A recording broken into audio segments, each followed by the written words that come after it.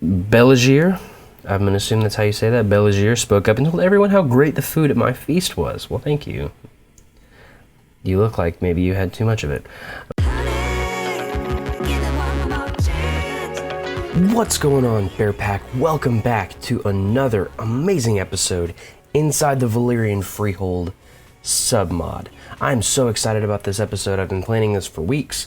This has been one of my one of the few times that I've actually gone through and practiced a situation over and over and over again, and I don't know that it helped any, but it's actually pumped me up about the potential for this particular series of episodes. So I'm really excited. This is something that I've been really passionate about, something that I'm really excited to bring you, especially because spoiler, there's a video coming out Friday that kind of tries to captivate something of this nature. So anyways, I digress. I say all of this to say we are playing as the Sea Lord of Braavos, and you might say, well, that's not super exciting, and I would disagree with you, because Braavos is one of the most incredible pieces of land and pieces of lore inside the world of Ice and Fire that George R.R. Martin has created. You want to talk about a city that's steeped in deep, rich history, a kind of intrigue shadow that kind of resides over the people of Braavos. They're known, and yet they're unknown. You see people from Braavos, and yet at the same time they just have this little thing about them that's just so mysterious. And so I'm going to zoom out on the map so we can get a pretty good vision of what things look like. And this is you see Valyria is loud and proud right down here to the south. Westeros is still over here. In the west, everything is going well over there. We won't focus really anything of our efforts over here, but we will have to worry about this, and I'll get into why here in just a minute. But we are playing as the Sea Lord of Braavos, and it makes me so excited, because this is something that I really haven't seen a ton of, and I don't know why. Here's the thing. Braavos, whenever you play, they are Merchant Republic. And a lot of people say that that's one of the best government types in the game. I personally haven't played a ton of it, but I can see why. I mean, you have holdings that are, that belong to your family, that are part of your house. So you always have income that's being generated, all of that kind of thing. In Braavos in particular, you have not only a huge Associ city, but what you'll see is that we have a huge Associ fortress in the castle of the Sea Lord's Palace. I mean, just look at the levy and garrison size in this place. Look at that. I mean, that's incredible. And if you think about like the size and the potential castles over in Westeros, I mean, that's on par with like Storm's End. That's on par with some of the major castles over in Westeros. And you don't even have to be a feudal government. You can hold both titles and just have the city as your main title. It's just a place, a lore of rich, poetic history. You have the Faceless Men. You have the first sword of Braavos. It's just so cool, and so I'm really excited to play as this guy. And in this time period in particular, this is a very special point in history for Braavos, and more than anything, it is a series of turmoil is about to happen to us, and you'll see here over the next part of this episode exactly what I mean by this. But at this point in Braavos history, we're playing in the bookmark called the UNCLOAKING of Braavos, and that may just be kind of a metaphorical term, but in a lot of ways it is what happened. Braavos was founded by former slaves of the Valyrian Freehold, who escaped from their slave masters and traveled up to the northern part of Essos and hid in this bay right here. It's almost like a lagoon. And between the difficulty to travel into it, also the elements such as the fog and the lagoon itself, they were able to keep themselves hidden from their Valyrian masters. And they were able to do this through a number of different methods. One in particular, they would actually dye the wooden hulls of their ship with a purple dye that you could find from the snails here in this little lagoon, and they would dye the hulls of their ship so that they would blend in, they would be more camouflaged. Everything they did in terms of dealing with outside influences, outside countries, all the trading that they did, all of the political measures that they got involved in, they did so in secret. They kept themselves hidden and were very secretive. And now, at this point in history, they have pulled back the cloak. They have withdrawn the cloak to reveal themselves as one of the premier free cities in Essos. And as you can imagine, the Valyrian masters are not going to be very happy. And so, spoiler alert, one thing that's going to happen as soon as I press play is Valyria is going to declare a slave raid on Braavos. And I'm going to let you know right now that I had gone into this playthrough or this series with every intention of preventing any kind of fallback into what Valyria was before. And I'm going to have to tell you that it's probably not going to happen, because Valyria at this point in time is probably the most unified and strongest that it is at any other bookmark in any point in time. Their influence stretches. They have so many tributaries across Essos. Their influence spreads from the Narrow Sea to the Dothraki Sea. Their influence is so widespread and so palatable that there's really no chance for Braavos. And so we will deal with the slave raid in the following way. We are going to harass and hassle whatever armies land up here, and we're going to wait for them to siege down one of these minor provinces on the border down here, because they will do both. They will launch a sea attack up here, and they will launch a land-based assault from the continent of Essos. And we're going to let them deal with us, or let them attempt to assault us from the land and siege down one of these minor provinces, at which point we will surrender and slaves will be taken from there. But it will be sort of the lesser of whatever evils are present. You can't surrender before they siege down a province, unfortunately. I've tried it before. That is not to say that we're just going to roll over and let it happen. My goal with this series, the overarching theme of this series, is for the Braavosi people to take revenge. And revenge for their ancestors. And like a familial revenge, almost like Godfather-esque. We're gonna take this revenge on the Valyrian masters, and we're going to show them that they can't just expect the world to roll over because they're dragon lords. They can't just expect the world to allow them to operate in whatever fashion they see fit just because they're dragon lords. And the doom hasn't happened, but my goal is we are going to be the doom that happens. We're going to cause so much issue and so much difficulty for the Archon down in here in Valyria that it will be as if the doom had happened, and he'll wish that he had actually dealt with an actual cataclysmic doom. We're going to make the process so stretched out and so painful for him.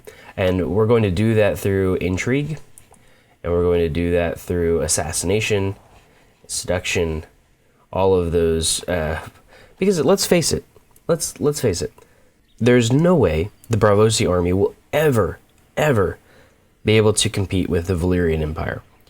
The reason, not only just because of men and manpower. I mean, the amount of men that they'll be able to raise up is astronomical. But it's not just the manpower, it's the dragons. And the dragons are something that we're not going to ever be able to compete with. And so we're going to have to use methods that are underhanded. We're going to have to use methods that don't necessarily fit into your conventional warfare system. We're going to have to use methods that are dark and twisted. We're going to have to use methods that are often unutilized by noble lords. So, This is the uncloaking of Braavos, and I am very excited for this. And we're going to get started here in just a second. But I wanted to take a moment to appreciate this idea, this series, the concept of Braavos itself. So let's get started by taking care of some of these notifications up here. Let's start out with this one. Let's go right to left. So we have a couple children that have a childhood focus that needs to be selected. This is via the Conclave DLC. By the way, if you haven't checked out the top 5 DLCs that you need for Crusader Kings 2 Game of Thrones mod, you check out that video. I'll do a card up in this area of your screen. But yeah, check that out. If you don't have the Conclave DLC, the focus allows you to choose sort of an area of work for a child to develop. And so this child already has some childhood traits, playful and timid. Playful is really good, timid not so much.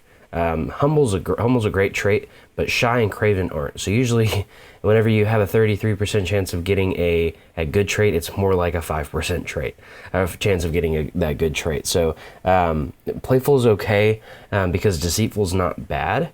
Deceitful can be really good for intrigue characters, but for this character in particular, I think we're going to step in with the duty trait, and I enunciate that very specifically there. But the duty trait, because conscientious is a great trait. It has the potential to give diligent, honorable, or temperate. All of those are good traits.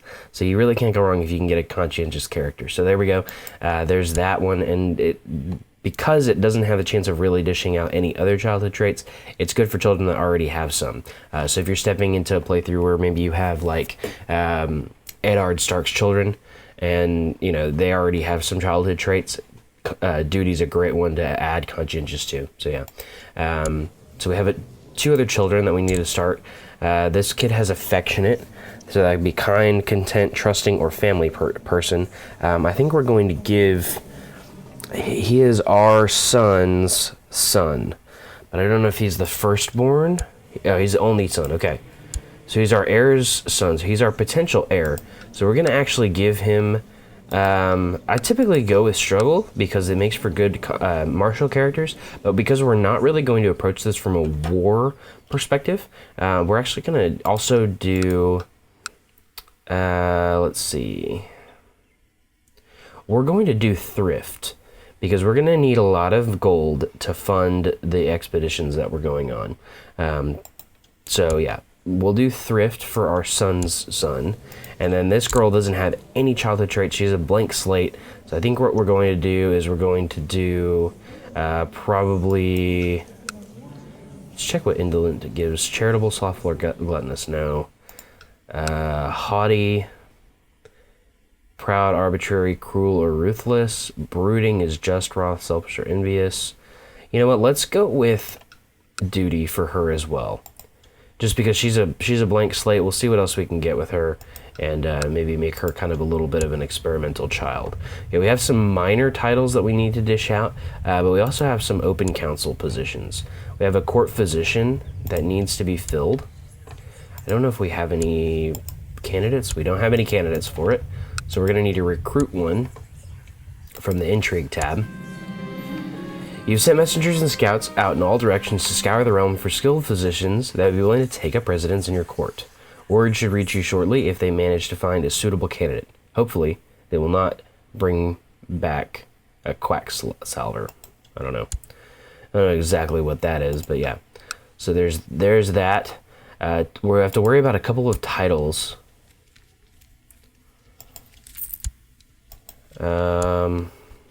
All of them look like they're in Braavos itself. Free City of Braavos. Okay, so we have to nominate a successor, because currently we have the potential of losing our titles, except for our family title. So we need to worry about nominating a successor. Let's create this High Lordship really quick. Let's pick an ambition. You know, I'm going to wait on picking an ambition because... No, I'm not. I was going to, but the problem is going to be if I choose the ambition to win the war, we're probably not going to win, so there's no point in me waiting. Let's adopt a lifestyle. Let's work on adopting a lifestyle. And let's take the intrigue focus. The reason being because that has some nice events and some nice flavor to maybe help us out with dealing with the Valyrian invasion that we're about to have to deal with. So we're going to set our crown focus, and we're going to start designating regents and all that kind of stuff. All these minor tiles will start dishing out. My regent is actually going to be my son, my heir, and my designated heir is going to be him as well. So that'll prevent any sort of issues from coming up. We have a bodyguard that we can dish out. Food taster's probably gonna have to be somebody I trust. So, and I don't want it to be my son because if I get poisoned, he's going to die. So we'll do this guy. He's a genius. He's got good traits too. So we'll do this guy. Court poet should probably be somebody learned, and let's see, probably the priest. It's a good one to do. State inquisitor, and this is there's 3 of them that you can appoint. They're charged with ensuring the security of the Republic against threats, both internal and external. So with this, I want guys that are high in intrigue for the most part. I'm gonna do this guy of the Faceless Men. He's the religious head of the Faceless Men. So I'll do him. I'll have him be one of our state inquisitors. I'll also have this guy, Rago Forel. I wonder if he's the precursor to, or he's in the family line of Sirio Forel. That'd be pretty cool. And then you have Denyo and Terion right here. So yeah. High Judge. High Judge is the supreme justice of the Republic who answers only to the council in the most legal matters. The High Judge adjudicates on all important trials before the court. So the High Judge is going to have to be somebody who is very diplomatic and who also likes me. I don't want somebody who can just like start to terrorize the realm. All of these guys have a positive opinion of me. I don't worry about them going rogue. So we'll just do the highest possible diplomacy rating. The court tutor should also be somebody with high learning. So we'll do this, Ralos. And then our commanders can actually be auto-assigned. I don't want to have it bugging me every time a commander needs to be filled, mostly because we're not going to be dealing with any war-related stuff other than defending ourselves, which we're going to have to do. But yeah, defending ourselves is going to have to be of the utmost priority. Now, I do want to take a look at this, and I have nominated my heir, as far as I can tell. I'll probably have a pop-up come up here that'll tell me. Let me make sure it's not in the intrigue tab. Let's see.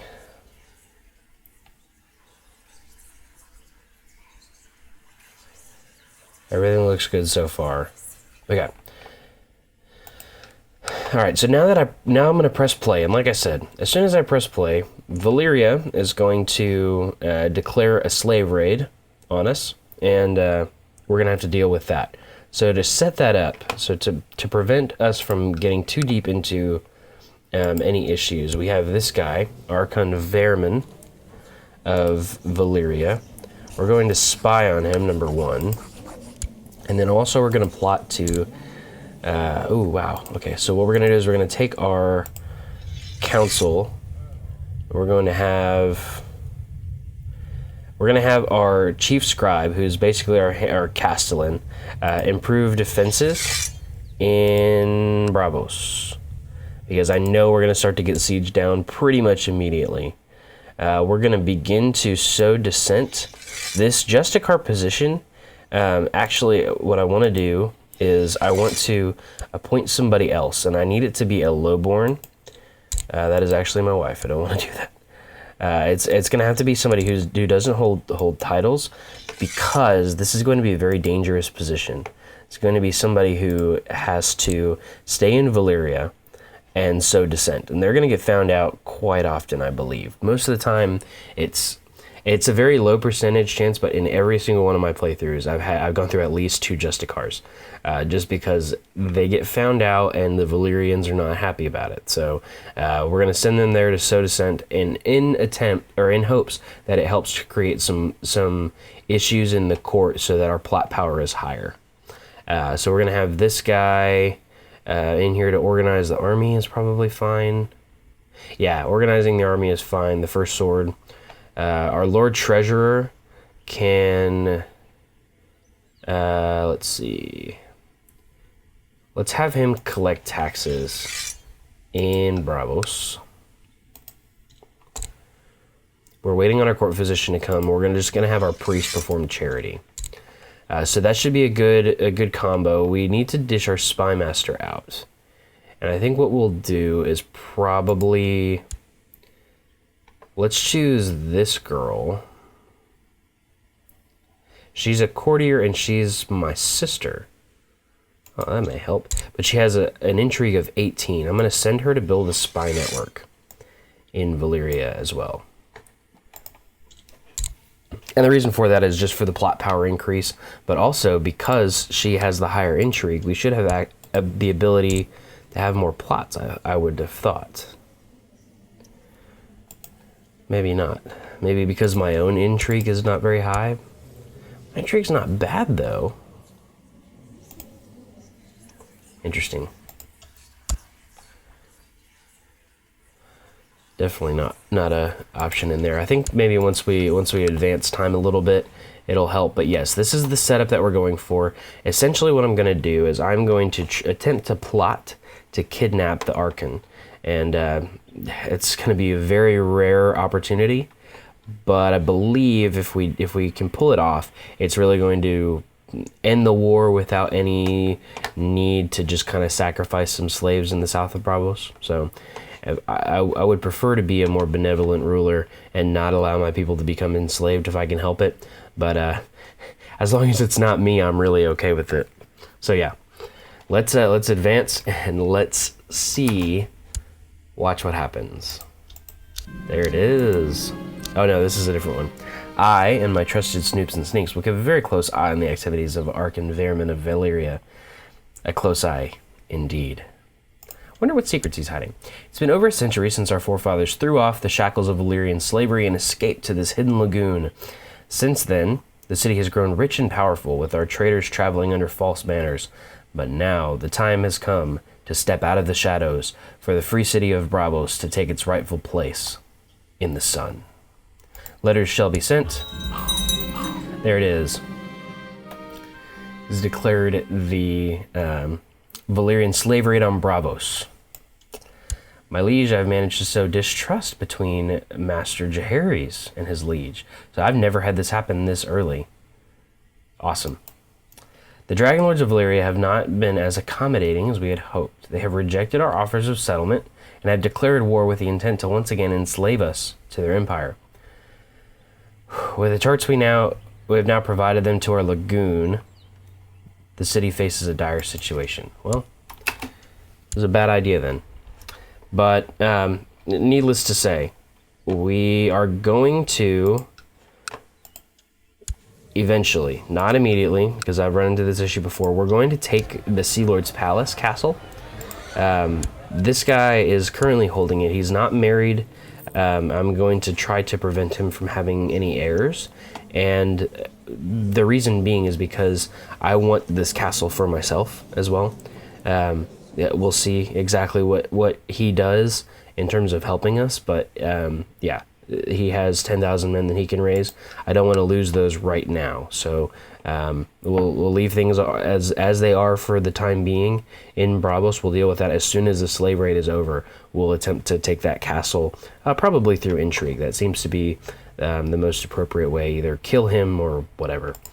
Let's see if now that we've advanced a little bit. There we go. We can kidnap him. 125 plot power, potentially. We have 100 gold. And there's some people that will say yes. I'm going to look for the highest plot power of people that we can pay off. This guy's a lowborn, so he'll give us 11% for 15 gold, which is a decent trade-off. This guy's 13%. He wants to get to 45. No, that's not worth it. 13% for 15 we can do. I can't do very much of this.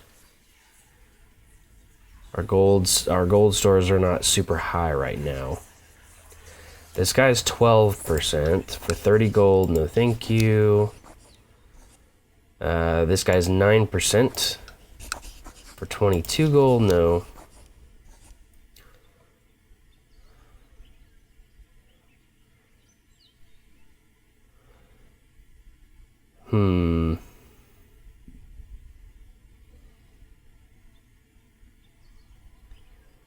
So because he doesn't like me, and I don't think anything I can do is going to make this guy like me, this guy would be a great asset to have to this plot.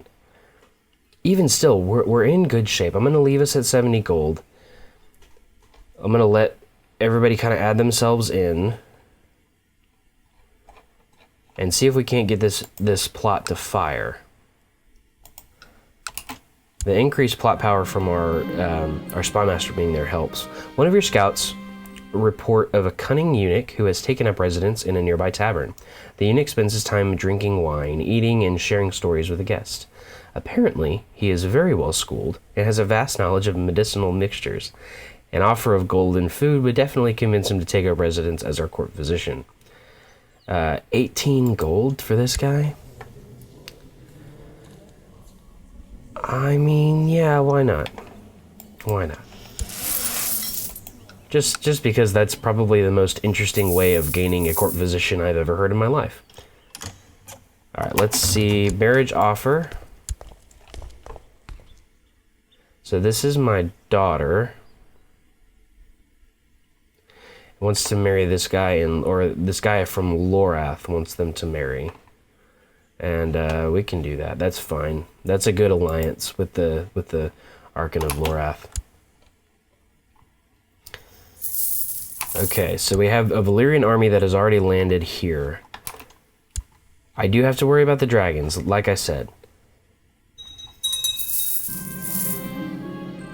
I'm not having much luck spying on Archon Vermin. Perhaps I should focus my efforts elsewhere. No, I want to continue to spy on him. I don't want to deal with spying on anybody else at the time being, so... let's see. Lord Tycho of Malquavos has given me bizarre and repulsive evidence regarding Lotho of Prestanios' sexual preferences. How should I use this juicy information? I'm going to keep it to myself, because we're in the middle of a war right now. And some things take precedence over some dude's sexual preferences. I mean... My Lord Sea Lord Uthero, Sar Loharulis, that came out rather well, I think, is under attack from Pentos and in need of aid. We implore you to join our coalition against the common enemy, so that the interests of the mermen here and your fellow Braavosi will remain protected. Sorry. Not gonna get involved. Not interested. Not interested in involving myself right now. I wonder if these girls are coming for a particular reason.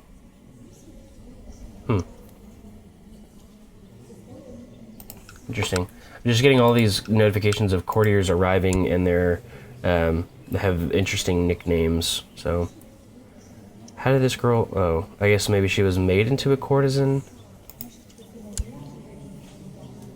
Interesting. Whatever. Okay, so we need to... Oh, I found out nothing new. Nothing new and useful about Archon Vermin of Valyria, but my shady informant pointed out there is nothing preventing me from making stuff up. The bigger the lie... Ooh, how about a classic? He takes little boys to bed.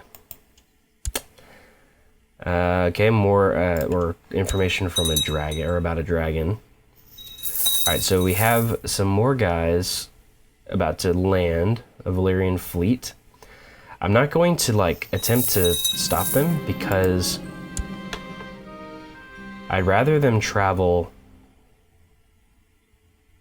Ooh, here we go. One of my informants, a young soldier with more vices than he can afford, has managed to gain the trust of Archon Vermin, and now often stands guard outside his door. I don't understand how the fellow managed it, but who I am But who am I to look a gift horse in the mouth? For enough gold, he might be persuaded to get rid of Vermin violently. So I can pay him.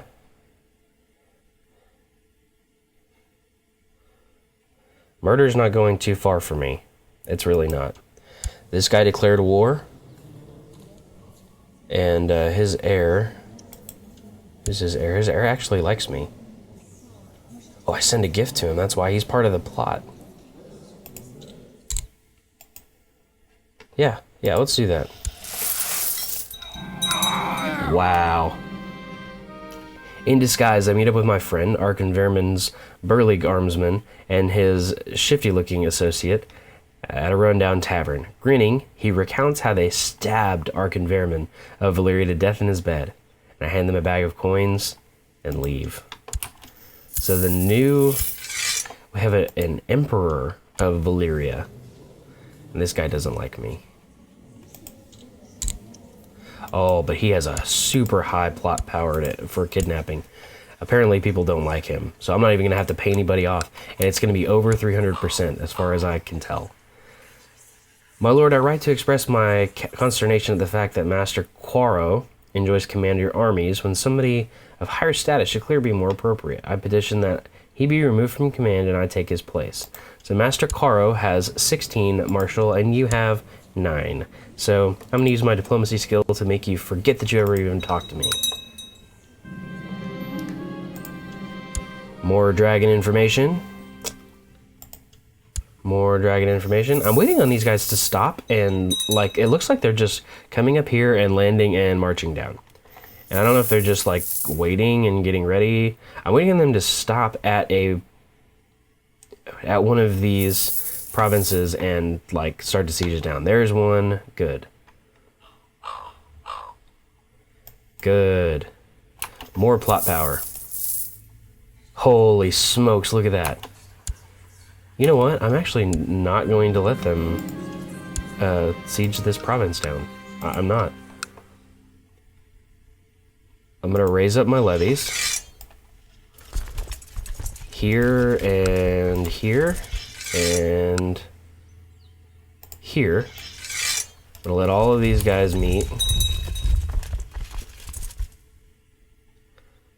I'm going to unify my army right here. Have decent commanders going, and we're gonna attack. Maybe not. Definitely not. I take back what I said. I'm hoping this event fire is much quicker than it is currently trying to do right now. Oh, hold on, I need to... Where is it at?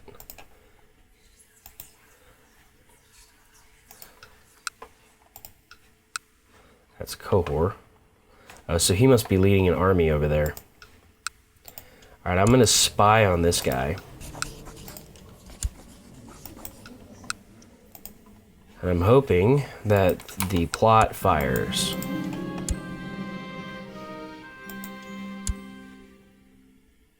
Okay, so things have devolved quickly. And I don't know if it's the dragons or what, but like... And also, we've been sitting on 400 plot power for how long? And still nothing, so they're gonna... I mean, unless the plot fires, I really have no chance of winning this war. And so I'm just gonna kind of sit on it and yeah. I was forced to accept the peace offer, so...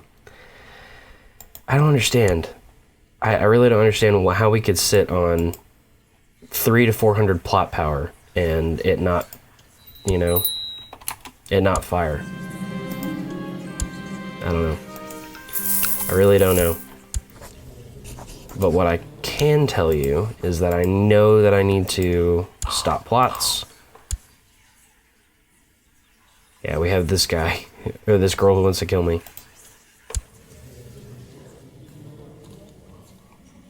So, anyways, that is what I'm up against. A very unsuccessful beginning to this.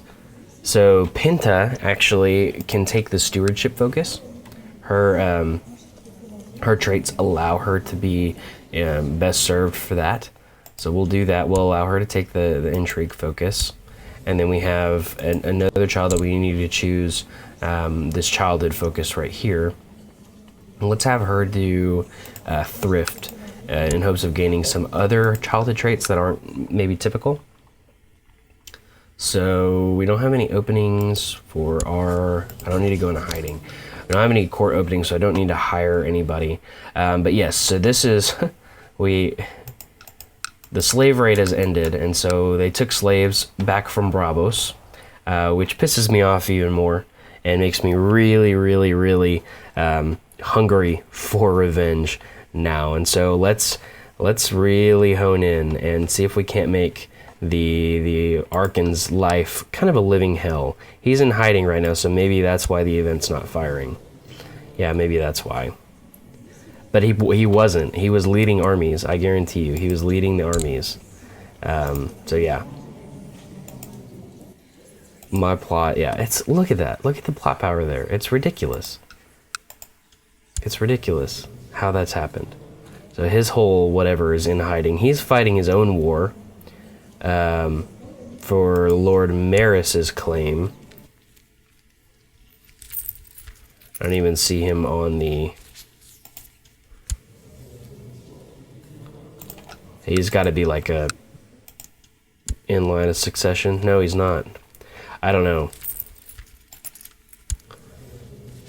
But they're fighting their own war right now, so this is a good opportunity for us to really focus in Braavos and build up the great free city in order to really compete with what's going on down in Valyria. So we do that by building up heirs, building up our court, building up our province, and also really focusing in on that intrigue aspect, spying on and sowing as much dissent down in Valyria as we possibly can. So that is what we're doing, and good luck to us, I suppose, right?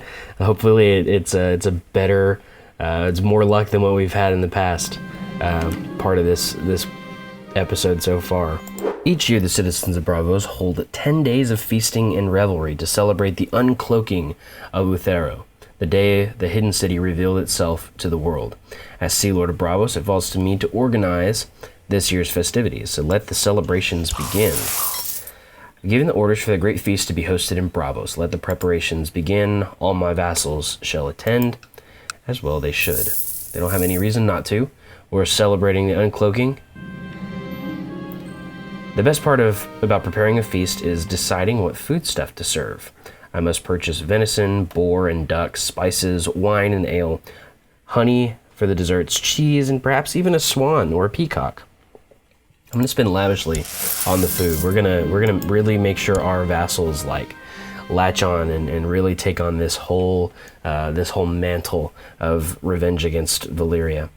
The upcoming feast has attracted the attention of a young Andal named Sir Ryam Florent. This man is currently on tour in the cities and the lands in the region and would like to attend your feast while he's in Braavos. Of course, why not? House Florent. Huh. Lord of Brightwater. That's cool. The Summer Islands, in the Summer Island, women... I think it's supposed to be in the Summer Islands, women dance in such strange manners. These acts of exotic dancers are traditional at any major feasts for them to give visitors something to look at that they will really want to enjoy. Do you wish to hire some exotic dancers for your feast? No feast would be complete without them, or the guests can manage with no dancers. Yeah, why wouldn't I give them? While I was busy preparing for my feast, a troop of wandering junglers arrived at the castle. They looked a bit ragged, but their performance entertained the whole castle. Perhaps I should think about offering them my patronage. Let's do it. I'm spending all of my gold. Dear Sea Lord Uthero, I thank you for your invitation, but I will not be able to attend your feast. In fact, I refuse to set my foot in the same castle as you. Lord Rago, my vassal. I'm just going to kill you. No, I'm just kidding. I'm really not. I'm just gonna deal with it because I don't know why. I mean, it's a celebration, man. I just wanted to have a good time, bud. I don't know why you would be so mad at me. I didn't do anything to you. The guests have finally arrived in Braavos. They've given bread. They have been given bread and salt as their guest right. Look, okay, you know, I can't read. Like, I get that. I struggle reading sometimes, but there's also a lot of typos. It's just difficult. It makes it even worse. It, like, compounds and doubles, and I'm getting off topic. The guests have finally arrived in Braavos. They have been given bread and salt, as is their guest right. All is now ready. The cooks have worked day and night to preparing the food. Our stocks of pale ale have been replenished. The mansion has never looked lovelier. Welcome to my feast, everybody except for that one dude. The exotic dancers you hired are very beautiful and are providing great entertainment for both you and your guests. They're very mesmerizing. I mean, if that's the word you want to use. Hold on, I just got a character modifier called entertaining entertainment. I mean, that is literally the most descriptive trait I've ever seen in my entire life. Okay, summer's nearly at an end, and so autumn and the harvest is upon us.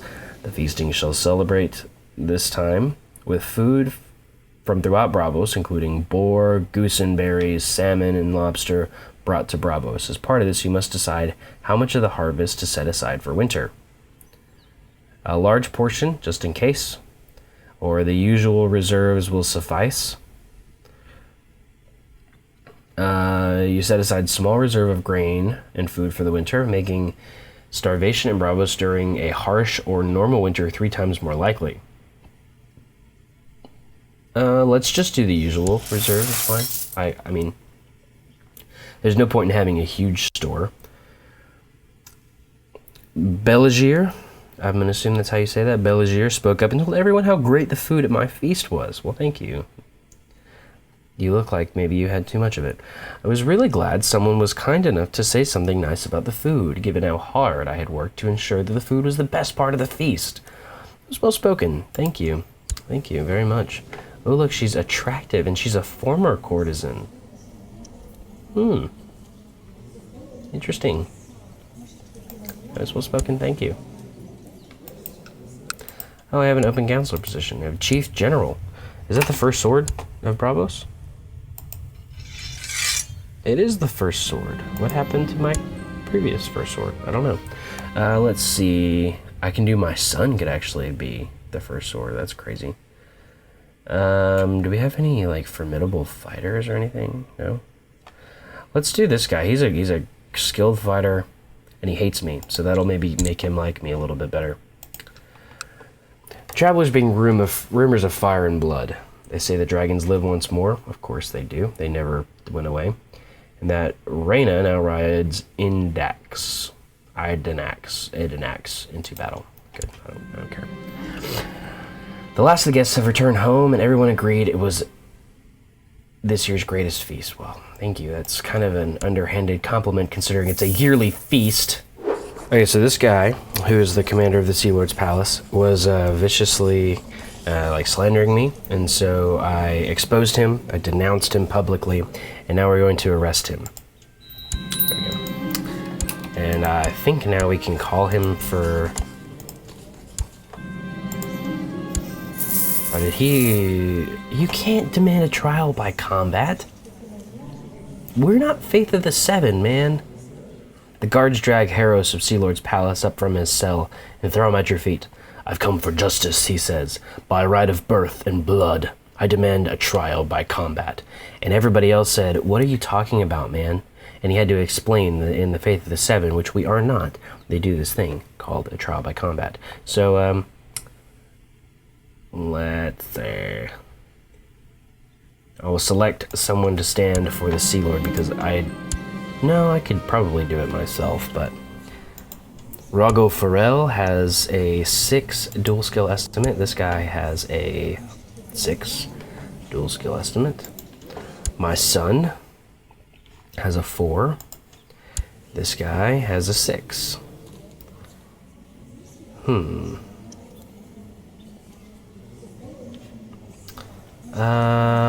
If I'm going to, like, throw the realm into this, It's got to be the first sword. It has to be.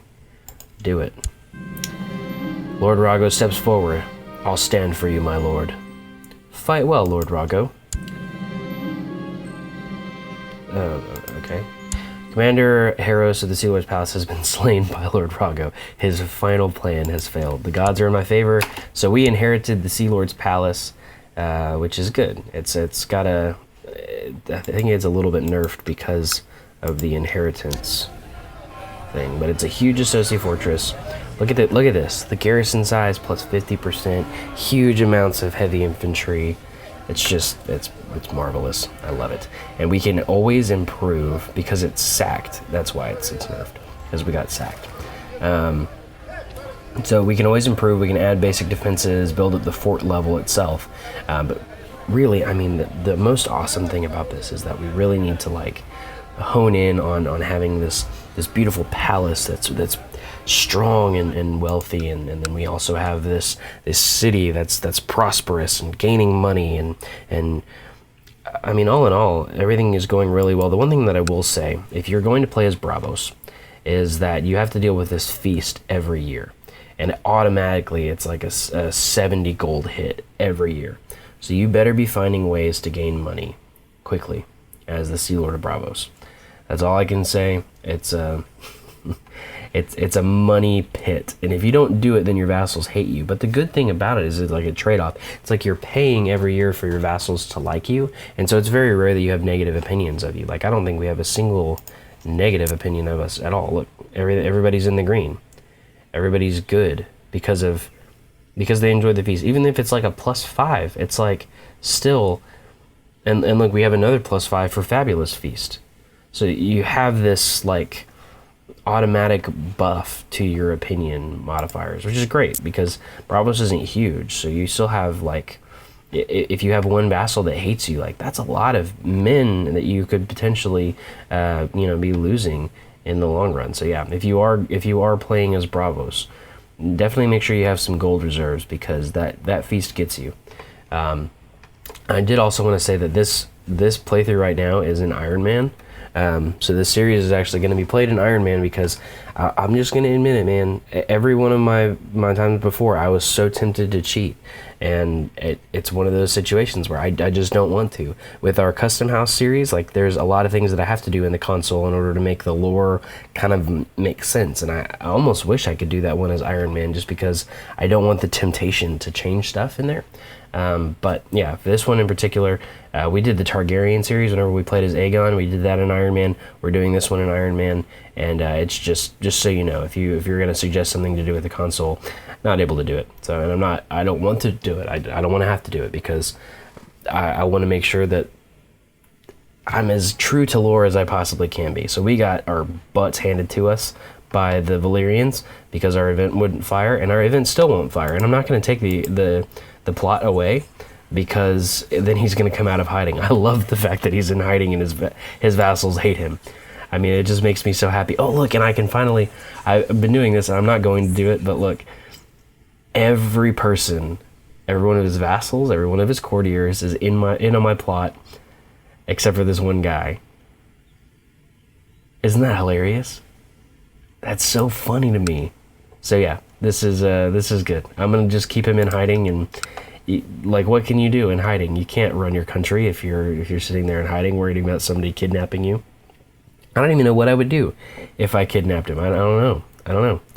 But what I will say is that the next thing, or one of the other things that I want to do, is go... Where's his heir? This guy.